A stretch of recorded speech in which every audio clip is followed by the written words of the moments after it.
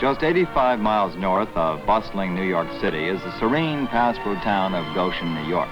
Older than the American Revolution, the Goshen area was known for eggs, butter, and horses.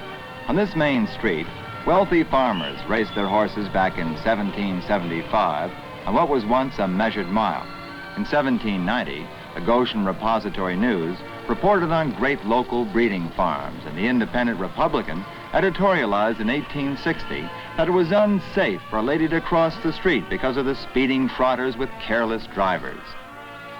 The railroads came in 1841. The government was housed in fine buildings like this courthouse. And here Noah Webster, author of the dictionary, taught school. It's now the City Hall. The sporting bloods gathered for racing near the heart of the village on this site, now historic track. Thus began the harness horse tradition, and Goshen, nestled in the foothills of the storied Catskill Mountains, became Trot Town, USA. It was here the trotting horse found its heritage, and here it lived. There are many monuments to the breed. This horse trough was in memory of E.H. Harriman, father of Roland and Averill. Hardy creations of graceful speedsters adorn houses and business places and add color to the local atmosphere.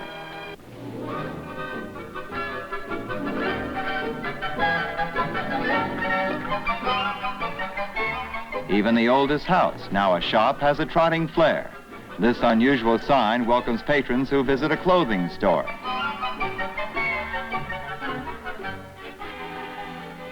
Horses can appear unexpectedly at any turn in the street, and here a village lad takes his sway-back but well-loved plug horse for a morning constitutional. Goshen welcomes visitors. The Hall of Fame Trotting Museum is the local highlight.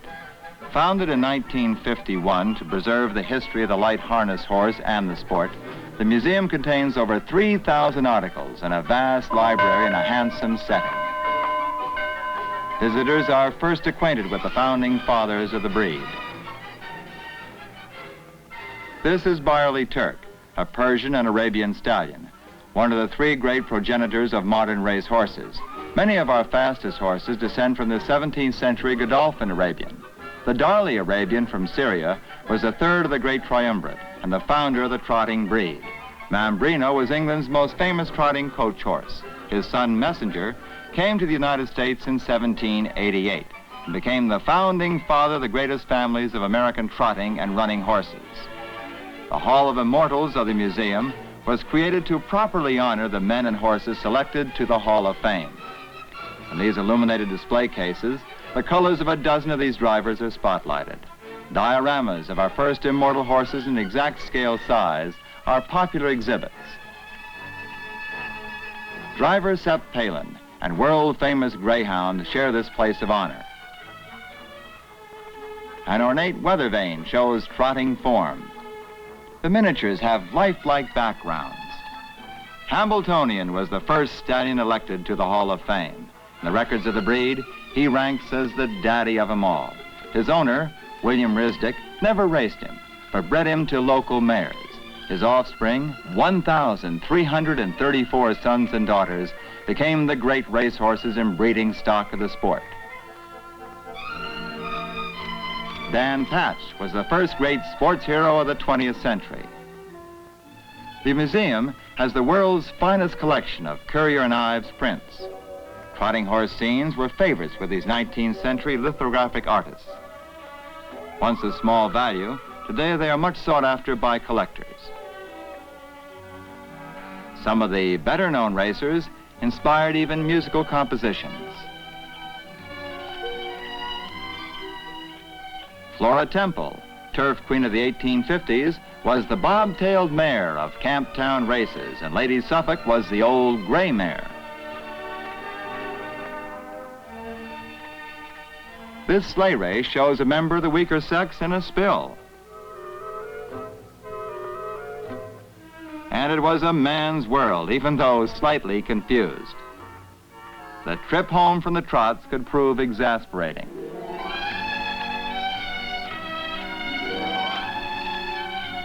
And the girls took a cautious peek. A special display of lithographs explains the difference between trotters and pacers. The diagonal stride of the trotter is illustrated in this striking courier in Ives.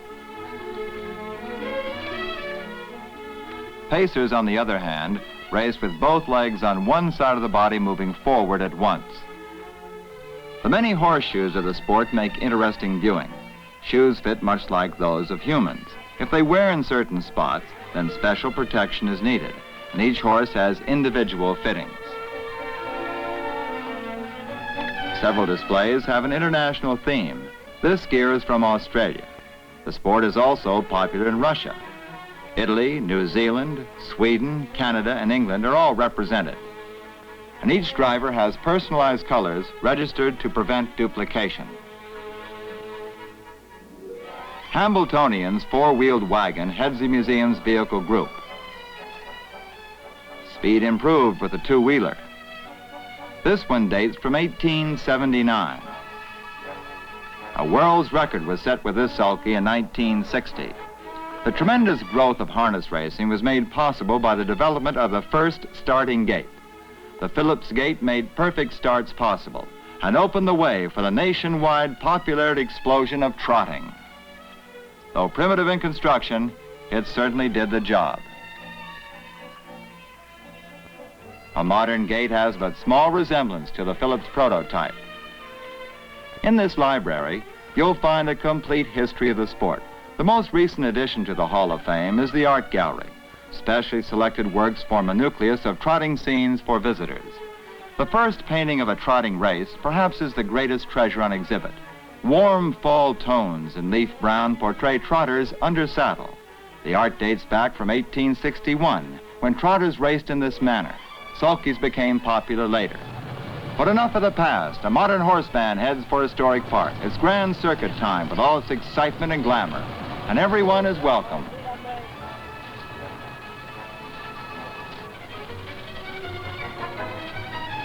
Cars from everywhere. Park, mister?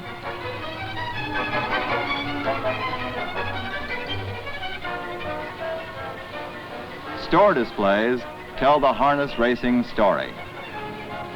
Gay trappings herald an old-time ice cream social in the schoolyard, and the living is easy. The route to the track passes a lemonade stand. The Grand Circuit features the best drivers and horses in the nation. Historic is proud of its rich heritage and past history. Fans arrive from all over the world, and mighty names of the sport are honored. A ticket taker exemplifies the relaxed atmosphere.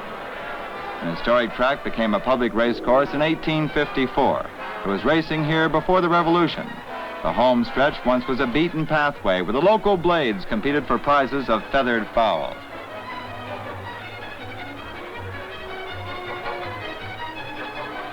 The midsummer day is warm as a crowd gathers. A lazy breeze stirs the flag of the Grand Circuit. Prominent standard-bred owners await the call. And all ages are attracted. A fanfare heralds the parade to the post. And here come the trotters for the day's excitement.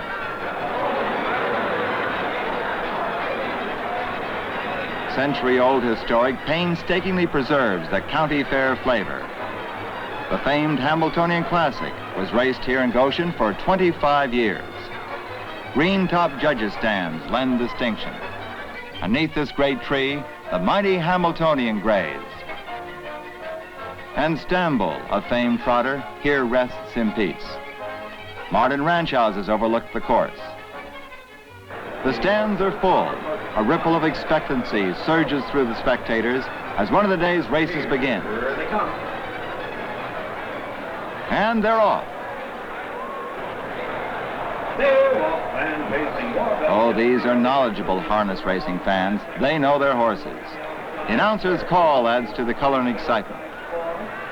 And they're drawn by a common pleasure, the grace and beauty of the harness horse. Oh, it's fun for everyone. The nation's finest horses and drivers visit Goshen annually. It has been a major racing center for a century, and today it's still a popular stopover spot for Grand Circuit performers.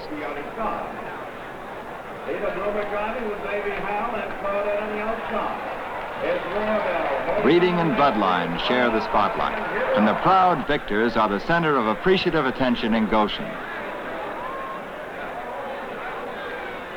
Another great meeting comes to a close. Goshen has had its moments of glory. The trotters have departed. The windows will soon be changed. The tourists will take to the highways. And the local characters once again will capture the affection of the occasional passerby. The clickety-clack at the local express replaces the Grand Circuit rhythm. But here in the Hall of Fame of the Trotter, you are welcome. Here the tradition of the sport rings loud and clear, forever preserved in immortality.